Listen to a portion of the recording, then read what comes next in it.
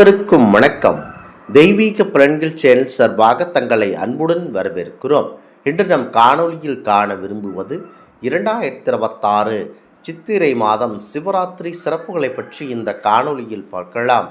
வாருங்கள் காணொளிக்கு செல்லலாம். மறக்காமல் ஒரு சப்ஸ்கிரைப் செய்யவும். சித்திரை மாத சிவராத்திரியில் உமாதேவி சிவபெருமானை வேண்டி வழிபட்டமையால் இது குடும்ப ஒற்றுமை மற்றும் தம்பதியர் நலனுக்கு சிறந்தது என கூறப்படுகிறது. இந்த நாள் சிவனுக்கு வில்வம் சார்த்தி ஓம் நமச்சிவாயா என்னும் மந்திரம் கூறி விரதம் இருந்தால் தீராத கொடிய நோய்கள் நீங்கும். அக்குறைகள் கண்டிப்பாக நல்லபடியாக முடிவடையும். மாத சிவராத்திரி வழிபாட்டினால் செல்வம் பெருகும், துன்பங்கள் நீங்கும், எடுத்த காரியத்தில் கண்டிப்பாக வெற்றி கிடைக்கும். குறிப்பாக ஆண் குழந்தை பிறக்கும். சித்திரை மாதத்தில் சில ஆண்டுகளில் பிரதோஷமும் சிவராத்திரியும் ஒரே நாளில் வருவதுண்டு. இது கோடி மடங்கு புண்ணியம் தரும். அன்று விடிய விடிய சிவ சிந்தனையுடன் உபவாசம் இருந்து உணவு தவிர்த்து சிவாலயம் சென்று வழிபாடு செய்வது அல்லது இல்லத்தில் 4 கால பூஜை செய்வது அனைத்தும் சிறந்தது. சித்திரை மாத சிவராத்திரியில் குறிப்பாக தேய்பிறை அஷ்டமி நாள் சிவனை மனமுருக வேண்ட தடைகள் நீங்கி நீண்ட ஆயுள் மற்றும் மோட்சம் கிட்டும். குறிப்பாக இந்த சிவராத்திரியானது மாபெரும் சிறப்பம்சத்தை தரவல்லது.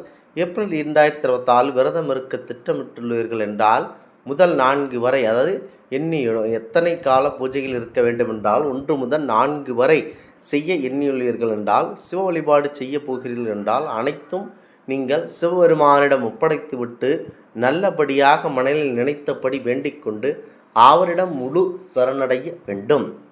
அமாவாசைக்கு முதலால் மாத சிவராத்திரி ஆகும். குறிப்பாக சித்திரை மாத அமாவாசைக்கு முன் சிவராத்திரி நாள் மகா சிவராத்திரி ஆகும்.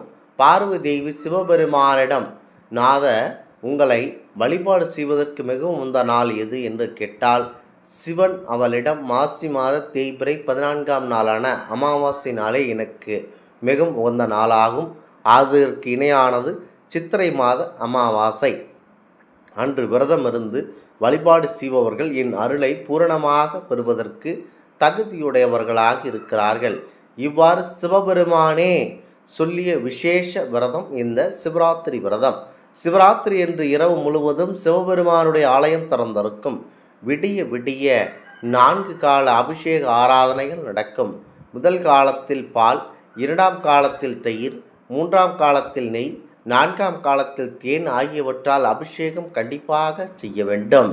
குறிப்பாக இந்த சித்திரை மாதத்தில் வரும் சிவராத்திரியை சிறப்பு மிக்கது என்பார்கள். ஒவ்வொரு தமிழ் மாதத்திலுமே வெவ்வேறு திதியை ஒட்டி மாத சிவராத்திரி வரும். மாத சிவராத்திரி மகிமையை சிவபெருமான் நந்திக்கு சொன்னார். நந்தி மற்றவர்களுக்கு சொன்னதாக புராணங்கள் வலியுறுத்துகின்றன. சித்திரை மாத தேய்பிறை அஷ்டமியில் வரும் சிவராத்திரியில் உமாதேவி சிவனை வழிபட்டார்கள். வைகாசி மாதம் வளர்பிறை அஷ்டமியில் வரும் சிவராத்திரியில் சூரியன் ஈசனை வழிபட்டார். ஆனி மாத வளர்பிறை சதுர்த்தசியில் சிவராத்திரியில் தன்னை தானே வழிபட்டார். ஆடி மாதம் தேய்பிறை பஞ்சமி சிவராத்திரியில் முருகன் வழிபட்ட நாள். ஆவணி மாத வளர்பிறை அஷ்டமி சிவராத்திரி சந்திரன் வழிபட்ட தினம். புரட்டாசி மாத வளர்பிறை திரியோதசி சிவராத்திரியில் ஆதிசேஷன் சிவனை வழிபட்டார். ஐப்பசி மாத வளர்பிறை துவாதசி சிவராத்திரியில் இந்திரன் வழிபட்ட தினம். கார்த்திகை மாதத்தில் வளர்பிறை சப்தமியில் தேய்பிறை அஷ்டமி என 2 சிவராத்திரிகள். இவை இரண்டிலும் சரஸ்வதி தேவி வழிபட்டார்கள். மார்கழி மாதம் 2 சிவராத்திரிகள், வளர்பிறை மற்றும் தேய்பிறை சதுர்த்தசியில். இது லட்சுமி வழிபட்ட தினமாகும். தை மாத வளர்பிறை திருத்தியை திதியில் சிவராத்திரியில் நந்திதேவர் வழிபட்டார். மாசி மாதம் தேய்பிறை சதுர்த்தசி சிவராத்திரியில் தேவர்கள் வழிபட்டனர். பங்குனி வளர்பிறை திருத்தியை திதியில் சிவராத்திரி என்று குபேரன் வழிபட்டார். இவ்வளவு பெருமைக்குரிய சிவராத்திரி விரதத்தினை நாம் கடைபிடிப்பதால் சிவபெருமானுடைய அருளோடு அத்தனை தெய்வங்களின் அருள் நமக்கு கண்டிப்பாக கிட்டும். சிவராத்திரி என்று பகலில் சாப்பிடாமல் இருந்து முழுக்க சிவனை குறித்து நினைக்க வேண்டும். அவர் நிகழ்த்திய திருவிளையாடல்களை கேட்பது கூடுதல் புண்ணியம் தரும். அன்று இரவில் கண் விழித்திருந்து சிவ தரிசனம் செய்வோருக்கு வாழ்வில் எல்லா நலன்களும் கிடைக்கப்பெறும். இவ்வேளையில் சிவனுக்கு வில்வ இலை அர்ச்சனை செய்து 5 எழுத்து மந்திரமான ஓம் நமச்சிவாய எனும் மந்திரத்தை கண்டிப்பாக சொல்ல வேண்டும். மனிதனை பாதிக்கும் குணங்களான ஆசை, சோம்பல் ஆகிய குணங்களை வென்று நன்மைகளை தரும், அதாவது மேலான குணத்தை தரும் விரதம் இது.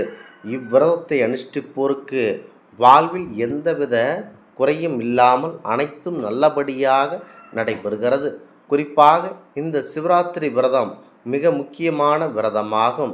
புரட்டாசி மாதத்தில் வரும் 2 சிவராத்திரிகளில் பூஜை செய்வதால் செல்வம் பெருகும். மேலும் உலகில் வேதம் ஓதியவருக்கு கொடுக்கின்ற மதிப்பை கொடுப்பார்கள். தமிழ் மாதந்தோறும் 2 சிவராத்திரிகள் வருகின்றன. அதற்கான சிறப்புகள் அனைத்தும் நல்லபடியாக நடைபெறும்.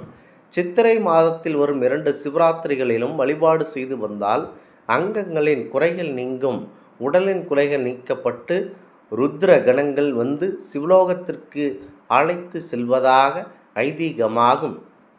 குறிப்பாக இவ்வாறு சித்திரை மாதத்தின் மாபெரும் சிறப்பு மிக்கதாக இருக்கும் இந்த விரதமானது மாபெரும் சிறப்பு மிக்க விரதமாக இன்றளவும் கடைபிடிக்கப்படுவது வியப்பாகத்தான் உள்ளது.